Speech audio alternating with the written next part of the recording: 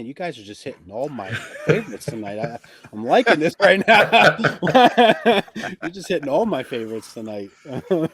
Thank you so much again. Hold my dual shock for the $5 super chat. We really appreciate that. If you guys are still rolling in, like, subscribe, hit that notification bell. Thank you so much. Awesome. All right. Guns toilet humor doesn't count as comedy. No, not at all. That does not count as comedy. Nah. All right. Charles, is there anything else we want to I got just one more question, and that is, what are you looking forward to seeing in the future as far as film goes, man, in the next couple of years? Next couple of years. I'm definitely looking forward to the finale of the Mission Impossible franchise because it's one of my favorite franchises. I think it's probably one of the most consistent franchises we have at this point. Never really had a bad movie. I'd say the second was probably the worst, but here is there's still some redeemable qualities. But I kind of like that stylized stuff from John Woo, man. I did. Yeah. I watched it the other day, and it's very cheesy. And it doesn't really fit when you compare it to the other ones, but like there's something about it. It's very early 2000s, so it's it's whatever. But I'm definitely looking forward to Mission Impossible. I'm looking forward to Avatar 3. I know that's kind of not everybody's thing, but if James Cameron is directing, I'm going to be there. That's pretty much my philosophy on things. I think the guy just knows how to tell stories, in my opinion, even when it's all visual, like we were talking about earlier, which Avatar kind of is, but it's like an event for me. And it's like a spectacle. You know what I mean? It's like an event film. Definitely. Yeah, definitely.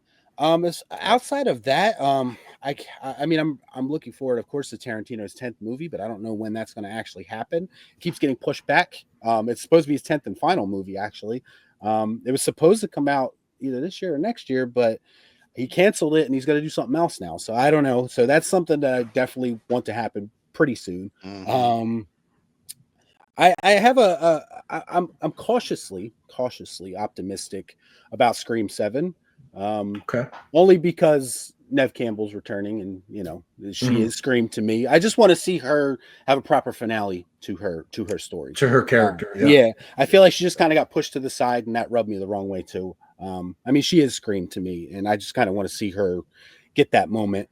Outside of that, I mean, listen, if anybody, there's a certain set of directors that I think if they're on the marquee, I'm showing up. Like, you know what I'm saying? I heard Spielberg's about to do a new UFO movie. I'm definitely there for that. Oh, I'm there. Yeah. Okay. Actually, they're filming somewhat near me, and I'm going to try to actually go there if I can, because it'd be awesome just to kind of be in the area when they're filming, see if I can, see anything. They're looking for extras too. I might actually try to sign up for that too. But oh wow, okay. Yeah, they're filming fairly close to me, that new movie, so I'm definitely looking forward to that.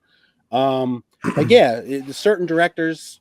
Spielberg, Scorsese, of course. If they make a movie, I'm going to be there. But yeah, there's a few things I'm looking forward to. Yeah. Okay. And what about not to get my hopes up too much anymore, because that's when I tend to get disappointed.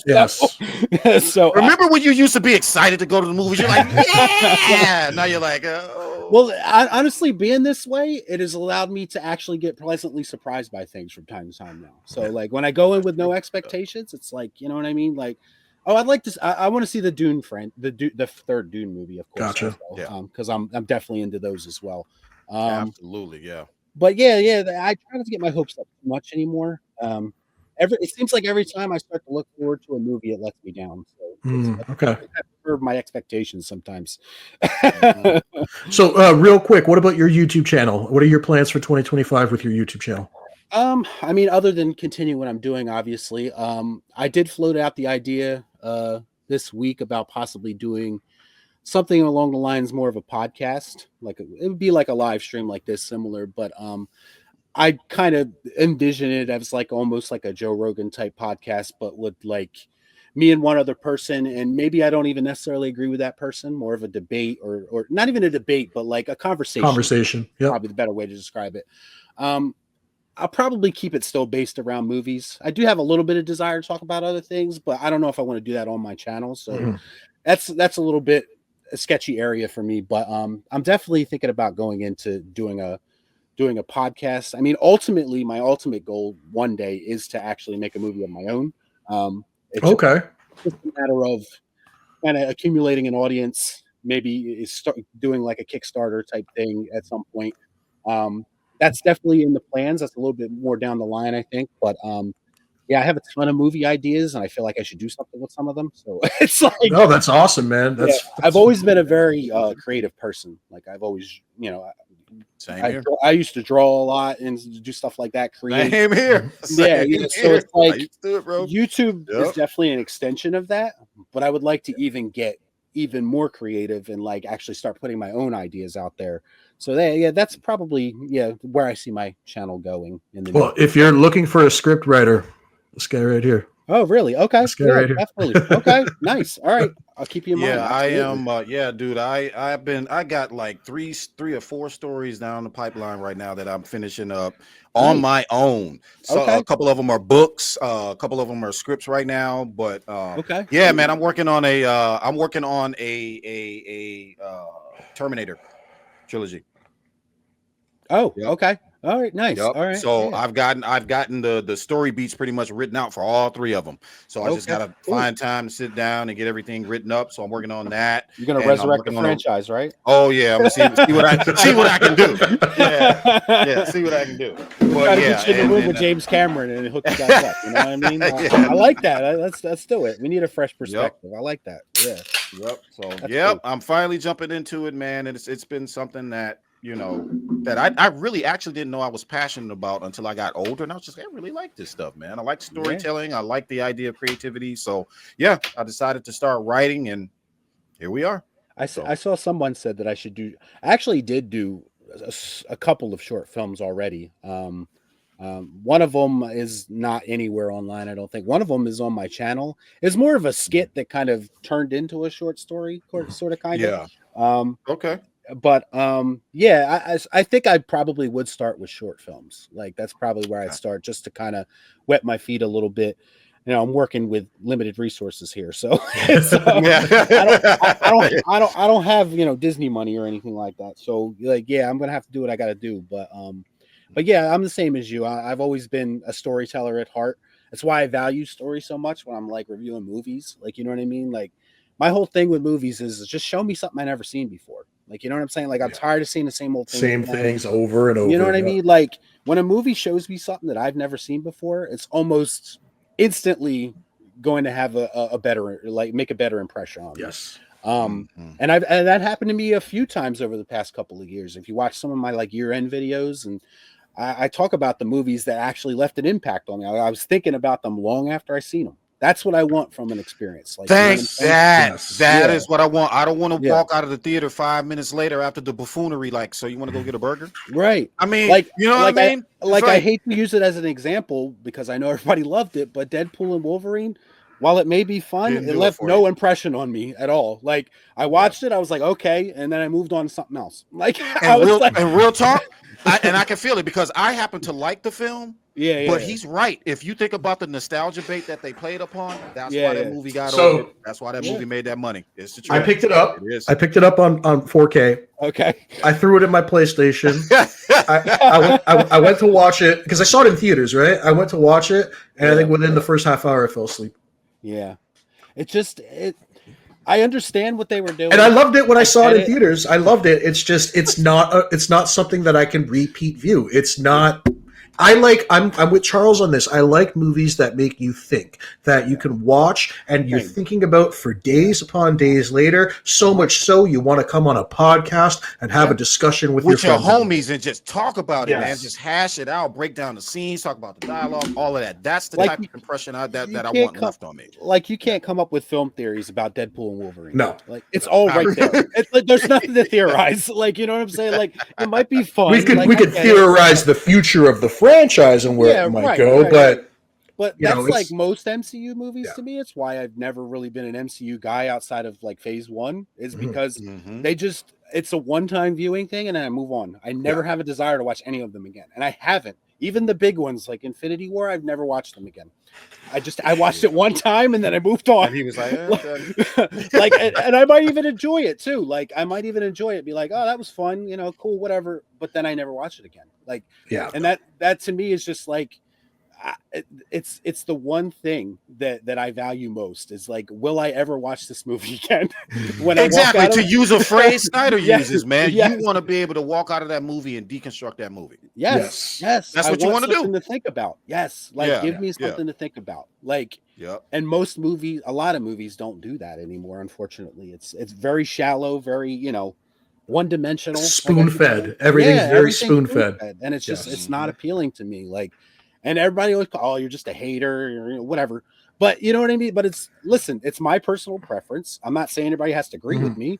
But it's true though. It's true though. Like, let's go back to like 1999. Think about the first time you saw The Matrix. Think about the impression that movie made on you. You know what I mean? We don't get that today. Right. The Matrix is like literally the last movie that I can think of that had an impact to the degree that they were actually able to turn it into a franchise. Now you can have conversations about the sequels, but like original movie that turned into a franchise, that literally doesn't happen anymore for the most part. It's like all based on pre-existing stuff now. Like, you know what I mean? Now, of course, The Matrix took its influence from things, but like for the most part, The Matrix was an original concept that turned into its own thing, and because it wasn't afraid to pioneer something new, right? Like even in the shots that you get from The Matrix, what was it? The whole bullet time effect. That was a completely new concept at the time that nobody had ever heard of or seen before, and it was so well done that they even incorporated that shit into video games all throughout the early 2000s, bro. Max Payne, exactly, right? Like, that all has The Matrix to thank for that, left an impression. Visual spectacle, man. Other than the visual spectacle, which was obviously top notch, they told that story between the war of the machines and humans so well that you could have ended that film right where it was. Oh yeah, absolutely. You know what I mean? Yeah. So listen, I'm one of those people that actually find value in the sequels. I know some people don't, but like I actually, there's things in those movies I do too. Enjoy. Like I think they get a bad rap in a lot of ways. Like I think there are some deep philosophical ideas contained within those movies that do make you think about it a little bit. Maybe some things are a little too on the nose as well, like the Jesus allegories and all that stuff. But it's still, it had something to offer though. No, I totally enjoyed the original trilogy. I've only seen the new one. Was it Resurrections? I've only seen that one once. That movie hurt me. A lot of people have that opinion. I'm actually planning on giving it a repeat viewing soon. And I'm hoping that maybe if I watch it a second time, and now that my expectations are a bit lower, you know what I mean? Maybe I'll enjoy it a bit more. So excited for that movie. I thought the trailer was great, first of all. Like the trailer blew me away for it. I was like, oh my God, they're going to take this in a whole new direction. This is going to be it's going to be like this mindfuck of a movie, right? Like that's what I'm thinking about going in. That was the most basic, nothing, non-Matrix like thing that I'd ever seen in my life when I went to go watch it. I was so disappointed. I was like, what are you doing? Like, you shouldn't even bother came back for this. Like, it was... I almost wonder why Keanu did come back for it. A paycheck. A paycheck. Listen, I love Keanu just like everybody else, but like he went for a paycheck, let's be honest. Yeah. Like he wasn't even really Neo in the movie. I think he did like one little like force push and that was it. Yeah, it wasn't like till the very end. Yeah, there was like nothing. Like it was just such a nothing movie. Like, hey, Rhea sound off in the chat. That was the super chat we read earlier, right? That you were asking about Demi Ray. Yeah, she wanted me to answer something. I saw that. Yeah. Okay. Okay. Yeah. Okay. Got it. Hey, what was your question? I'll answer it. Yeah. Charles, can you ask Real Shift what he thought about my take on the brand? What was her take on the brand? What was her take on the brand? Real. That's why I'm not excited for Superman. I don't need a Superman film with 30 characters. Now with Supergirl. Well, that's the thing, right? It's like they called BVS rushed, and then now. Oh, here we go. And now we're. Oh, okay. This one right here. Yeah, this one right here. So I said countless times, Zach Nolan Burton obviously brought this brand to new heights. Gunn will set the back for decades. Now, that is a distinct possibility that we're briefly going to go over as far as numbers and stuff go. But the writing is literally on the wall. There was an article that came out that I wanted to highlight, but it basically said this is it. This is their moment. If they fail, the whoever wrote that article said a lot of people are going to be in trouble. That's at DC. That's all they said. If this doesn't, they want this film to do $1 billion, but it already came out, and I can't remember who released it, but it was one of them little small outlets. I don't think it was Variety, but a couple days ago they said Superman poised box office run is going to be 600 to 700 million. 600 to 700. Yeah, that's what I heard too. Yeah. See, now, and I don't think that cuts it. I don't think that cuts it. To me, that would be a disappointment. I would think. If you look at Man of Steel as a disappointment, then why wouldn't you look at that? But here's the thing. Here's the thing. $63 million, bro. It's on file. That's how much they spent for this movie. Now, obviously, they're at WB. They're not really coming out and telling you exactly how much they spent, but they released that thing to the public, man, and it's on file in Ohio. You can look it up, and it says that they spent $363 million. I did the math. You have to make $850 to $900 just to break even, bro. Yep. Yeah. And you got to factor in marketing and all that stuff too. But here's the thing with the comparison to Man of Steel, and we have to highlight this, okay? Man of Steel did what, like 600 million back then? Or it was around there. I think it was 7, wasn't it? It was around close to 7. Like 90 or something. Yeah. You have to also factor in that $700 million 13 years ago is a lot more money than $600 million, $700 million today. When you adjust for inflation, adjust for inflation, Man of Steel made over $1 billion today. Yep, it did. Yeah, absolutely. Yeah, I don't know. It is. I will say it's a difficult movie to get a read on because of all the noise around it. Like sometimes, like it's hard to get a good read on how much this movie is actually influencing the culture at this point already. I don't really see it personally. Again, like I said. In my everyday life, I see a lot of it on social media, but that's not a good indication to me.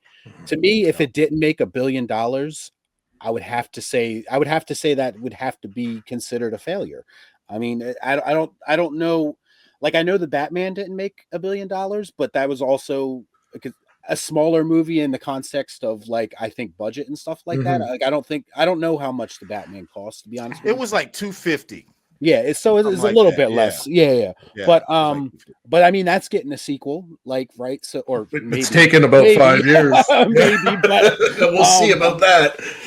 So that to me kind of puts, like, is that where WB's headspace is at? Do they want to be in that same range? I guess I don't know.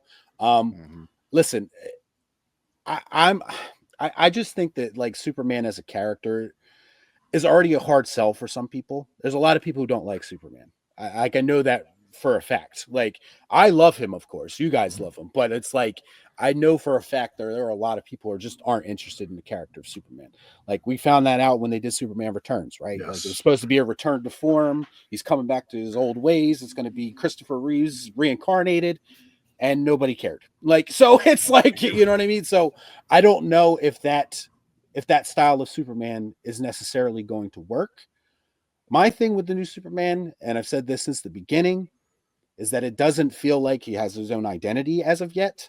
To me, it does feel like a rehash of a lot of things that we already saw in Man of Steel, mixed with a little bit of Christopher Reeve stuff. So it feels like they're just taking parts of different Superman and kind of throwing it into one guy. That's exactly what I said. I said they took pieces, man. It's like a puzzle, dude. He took elements from that. He took the Kingdom Come shield, and then he put it into a retro futuristic style. I'm like, what is? I don't get this, man. It feels very safe to me. Like, it's like, again, like Rhea's super chat. Like, you have Zack Snyder, you have Christopher Nolan, you have Tim Burton.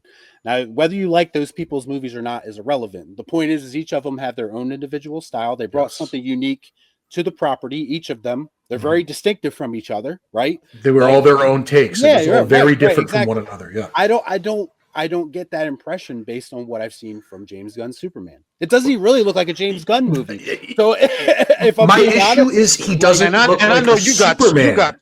You got chopped up for that one, bro. I was looking at your comments the other day. I was like, "Oh shit, they's trying to slice my man up over the Superman movie, bro." Like, yeah, but I want to say though, it's for me, it's I don't feel like David Cornsweet when you cast a Superman actor, okay, that actor has to have the aura of Superman. I should look at him and be like, "Holy shit, that's Superman." Right. You know what I mean? Right. Yeah. For me, that happened with Henry Cavill. That happened with Tyler Hoechlin. Mm-hmm. That happened with Dean Cain because I grew up in the 90s. You know, to me, he was my Superman growing up, my live action Superman growing up. There's an aura to the character that the actor must possess. And from what I've seen from the trailer, from David Cornsweet so far, that's what I think he's lacking. To me, he looks like a man in a costume. Yeah, you ready? I was just about to say he looks like a 18-year-old walking his ass over to Party City and about to get him a costume. Real shit. I'm not playing. That's what it looks like, bro. His suit is rubber. It looks like I'm like, I don't feel Superman in this suit at all. You can throw, I don't care how pretty you think that cape is. Look at the suit. It looks like scuba gear. Mm-hmm. It does, man. It's rubber. And you got draws. You got draws and a plastic yellow belt outside of some rubber suit like that. It does not look right. It just doesn't. It's almost the same material as the Guardians of the Galaxy. In identical. Yeah, it's like this. It's like he took the same costume designer basically and said, "Make me." Well, what a coincidence! Because that's exactly what he did. Yeah, he went back to his Guardians of the Galaxy designer and told her to make that suit.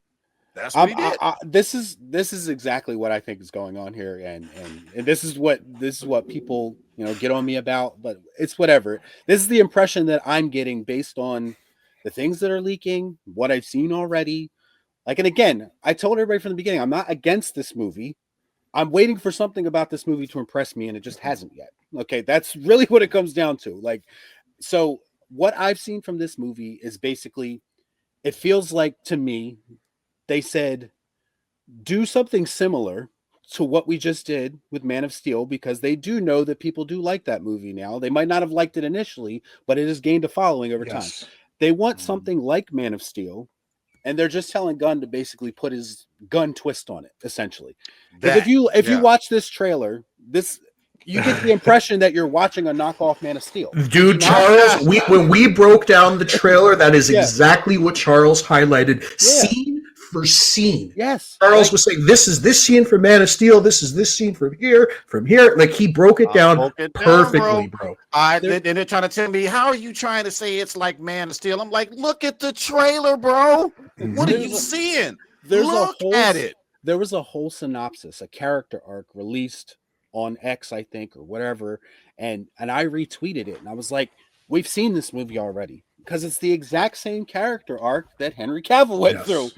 And people lost their minds over me saying the military arrests him. Did you watch the same movie I did? Because it's literally the same exact character arc. You're acting like this is something new when we saw this 10 years ago. Yes. Like, you know what I'm saying? It's like, it's very weird to me that people have this like selective memory about this stuff, and it's like it whatever fits their narrative, I guess. I don't know, but like, it's like, I get it. If you're I told people, I was like, listen, I like this idea too, but I've already seen it. Like, I liked it the first time I saw it. Like, you know what I'm saying? And it's like, thank you. I don't need you to rehash that, man. I don't need you to rehash when that. it comes right down to it, I think they came to the realization that they don't know how to approach Superman in another way, that was the best way to approach him for a modern audience. So they're just trying to rehash it, but just have Gunn put his little twist on it, is basically what they're doing.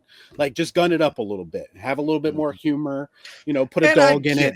Like, that kind of stuff. I get it. And here's why I can sympathize. Yeah. People do things according to the times that they're in. Okay? Yeah. Shuster and Siegel, when they created Superman, what kind of times were they in? Desperate times. Yes. Desperate Great times. Depression. Great Depression. Right. Jewish people having all kind of issues with Hitler. Okay? Right. They wanted to make something hopeful, to make people say, this is the rock for which we stand on. I get it, dude. I get the reason why they made it. Yeah. But if you're gonna trap yourself in that world and pretend like the real world doesn't exist, you are limiting your storytelling power. Yes. You are. I'm sorry. The real world is a juxtaposition of storytelling. It is, and it's just because it's scary. I'm sorry to tell you, I'm 51 years old. Okay, I love my life. I'm gonna be dead soon. I want to see something that makes me connect to real life in the way that I can see it on screen and be like, "Yep, exactly, they get it." But when you're just giving me stuff that makes me blank out for an hour and a half like this, and I have nothing to show for it, I just spent my how much are movie tickets now per person? Like $16, $17, $18. I don't know. I have the unlimited pass, so I don't. Yeah, really I just spent my money for no reason at all. Yeah. Speaking of an hour and a half, Charles, we're an hour and a half in, and we're still on the first subject, brother. All right. So, Joe, let me tell you something, brother. I've been dying to get you on this show, man. Every time I watch your show, you are so impartial when it comes to your criticism. That's what I love about you. I would love to just sit across the table from you and be like, you like how Siskel and Ebert used to do it. Remember that, man? Yes, absolutely. That was honest. That was honest criticism. They would break these movies down. They would talk about every single element instead of say, "Oh, I think he's a terrible director," and then that's just it. They never did that. This is trash. This is trash. Yeah, like I expect to get YouTube comments like that, but like I'm not gonna say that in my videos. Like if you're clicking on my video, I think you're expecting a little bit more from me than that. So it's like some articulation. Right. Exactly. It's like I'm not just gonna come on there and give you the bare minimum. Like everything that I say on every one of my videos is well thought out.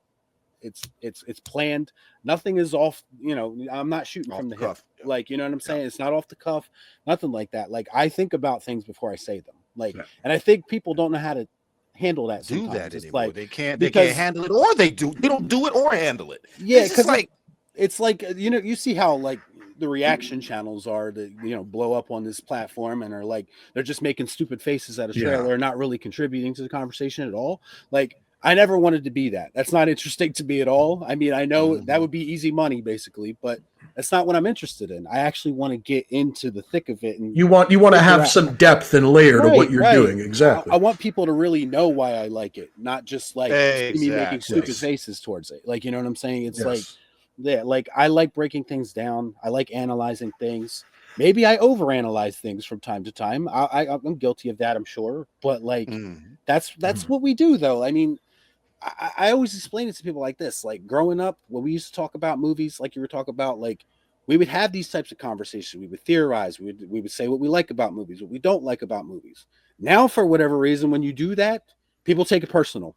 And I don't know why. Like, I'm not insulting you by saying I didn't like something that you like. Like, you know what I'm saying? Like, and that's the biggest problem, I think, with being on this platform right now, is that some people just do not know how to handle that. They don't know how to handle honesty.